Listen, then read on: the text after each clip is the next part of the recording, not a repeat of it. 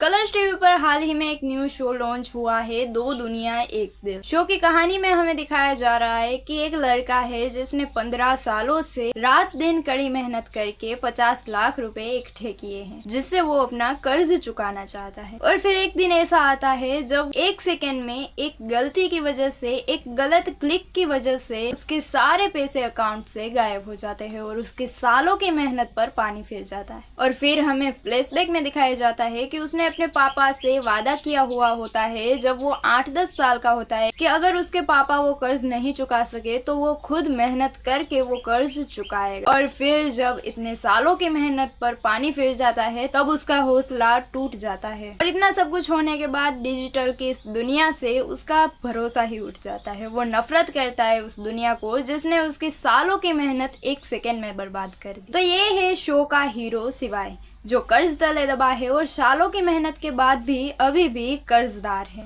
और दूसरी तरफ है हमारे शो की हीरोइन आद्या, जो कि इस डिजिटल की दुनिया को ही अपनी रियल लाइफ मानती है। वो एक ऐसे बिल्डर की बेटी है जिसे सिर्फ अपने बेटे की फिक्र है और अपनी बेटी की कोई फिक्र नहीं है। और इसीलिए आद्या को इस रियल लाइफ में कोई इंटरेस्ट नहीं है। उसके लिए ये मोबाइल की दुनिया, रील्स की दुनिया ही रियल लाइफ है। और शो के हीरो और हीरोइन एक कड़ी से जुड़े हुए हैं, जो कि एक मेन कैरेक्टर है शो का, और वो है आद्या के पापा। शिवाय को जो पैसे लौटाने हैं, वो जिसका कर्जदार है वो कोई और नहीं बल्कि आद्या के पापा है। और शिवाय के साथ जो ये स्कैम हुआ है, एक सेकंड में उसके अकाउंट से सारे पैसे गायब हो गए, वो भी आद्या के पापा का ही काम है। मतलब कि शिवाय ने अपना कर्ज तो चुका दिया है लेकिन वो फिर भी कर्जदार है। और इसके पीछे आद्या के पापा का एक मकसद छुपा हुआ है, जो कि ये है कि शिवाय का जो पुश्तैनी घर उनके पास गिरवी रखा हुआ है, उनका ये मानना है कि अगर वो घर उनके दायरे में आ जाता है, उनकी प्रॉपर्टी में आ जाता है, तो फिर उनका बिजनेस दुगनी तरक्की करेगा। और इसलिए वो नहीं चाहते कि शिवाय कभी भी अपना कर्ज चुका सके, ताकि शिवाय का पुश्तैनी घर उनकी प्रॉपर्टी हो जाए। और यहाँ पर आद्या और शिवाय तब मिलते हैं जब आद्या शिवाय का एक्सीडेंट करती है। मतलब कि उसके छोटे भाई ने उसका एक्सीडेंट किया है, लेकिन उसका छोटा भाई इस केस की वजह से कोई मुसीबत में ना आ जाए, इसलिए आद्या के पापा ये सारा इल्जाम आद्या पर लगा देते हैं, क्योंकि उनका मानना है कि इससे आद्या को कोई फर्क नहीं पड़ेगा। तो शो की स्टोरी काफी यूनिक लग रही है। आए दिन ऐसी घटनाएं तो होती ही रहती है कि ओटीपी आने पर, सिर्फ एक क्लिक करने पर या ओटीपी देने पर अकाउंट खाली हो जाता है। तो शो की मेन थीम तो यही है कि एक तरफ आद्या है जो डिजिटल की दुनिया को ही अपनी रियल लाइफ मानती है, और दूसरी तरफ शिवाय है